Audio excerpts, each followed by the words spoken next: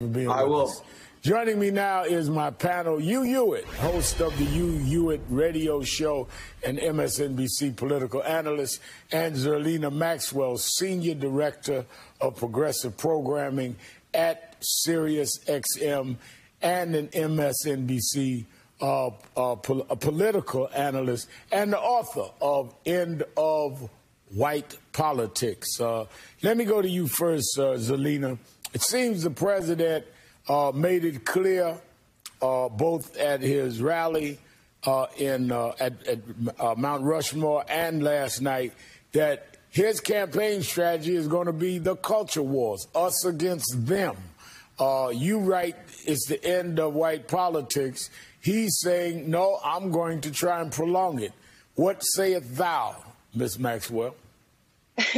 Well, Donald Trump used the white grievance identity politics that you were talking about in your opening, Rev, to gin up a base that really does feel anxiety about a number of different things. But one of the things that they are anxious of is the changing demographics towards a country that is a majority people of color. And so President Trump is going to try at his last-ditch attempt to play this white identity politics, because he was able to squeak out, or rather cheat out, a win in 2016 using Russian interference. And so I'm hopeful that with more transparency around that Russian or any foreign interference and Donald Trump's strategy here, we can focus on turning out the base of people of color, which is the majority of the country. Now, the Trump administration's new message on coronavirus is, quote, live with it.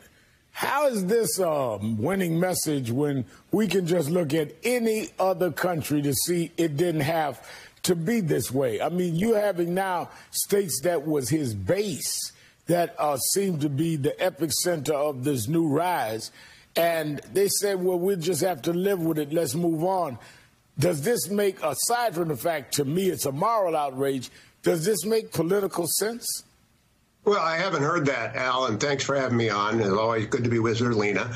I haven't heard that live with it message. I don't believe that's his message. I listened to the Mount Rushmore speech. I think it's one of the best speeches of his presidency, up there with the addresses he gave in Saudi Arabia and Poland and Normandy. I think I'll play the entire thing on my radio show tomorrow morning, because it was such a superb speech denouncing the radical view of American history, denouncing the radical left. And the left hates clarity. And what the president has been yesterday and Friday is very, very clear about the radical narrative being a web of lies. I believe that is what I'll call that speech, will be known as the web of lies. So I have not heard any kind of relaxation of the effort against coronavirus. I believe we will have a stockpile of 50,000 ventilators by the end of July, organized by this administration. People are coming down with the virus now, not the end of July.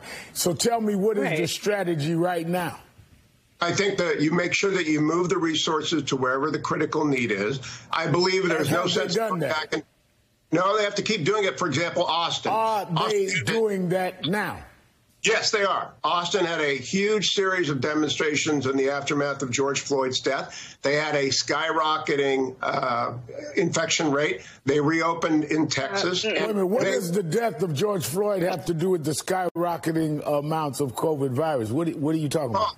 Oh, the demonstrations, Al, of course, led to the spread of the violence, as Absolutely well as the... not. They've done studies that show the opposite is true. You're talking about Arizona, you're talking about Texas, you're talking about places in Florida where there were no demonstrations. You can't blame that on the demonstrations. I'm talking about Austin, Texas specifically, which had 7 or 8 nights. We're talking about several states, They had nothing to do with, the demonstrations had nothing to do with, I'm not going to let that go. The demonstrations, there is no evidence at all that what we're seeing while Miami tonight is under curfew has anything to do with demonstrations. Al, I think that the people who are listening right now with an open mind will admit that the demonstrations combined with the reopening led to the spike. It would have been impossible not to have those demonstrations. They were necessary. They were urgently felt. But they led to a spike in many places. For example, what is the evidence of that?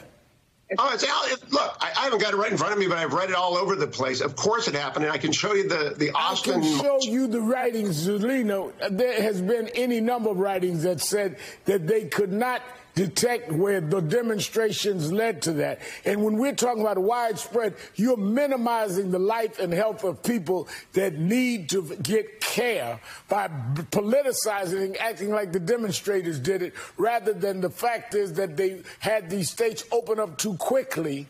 And they, in fact, because they followed this president who won't even wear a mask, opened up people who went back into situations too quickly, and that caused a spike. And you're trying to scapegoat it by saying it was some people that protested in maybe some of those cities, but you're talking about statewide rises here.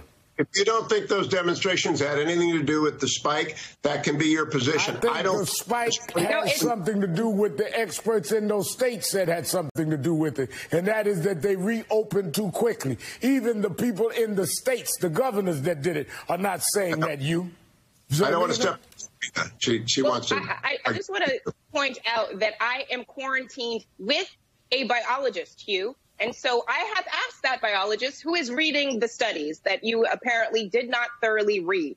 So those studies talked about the fact that because the protests were outside and most of the people that attended were socially distanced and also in mass, the upticks and the outbreaks we are seeing now throughout the country are the result of parties and people going to restaurants and bars. That is what the studies have shown. Also, the studies have shown that that is the way the virus is communicated through people.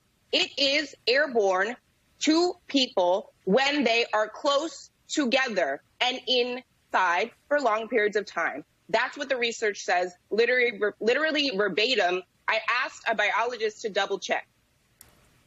And I would point you to this very day, I believe in the New York Times lead story about the spike, is evidence growing of the epidemiological effects of those marches. Now, that is not exclusive to the problem with reopening early. That's not exclusive to the rapid contagiousness of this. But if you're going to go to the American people and say those rallies had nothing to do with the spread, they will reject the credibility of anyone who makes that argument. And you're happy to make it. So let me ask you this. Do you think then that the president's rally in Tulsa added to it?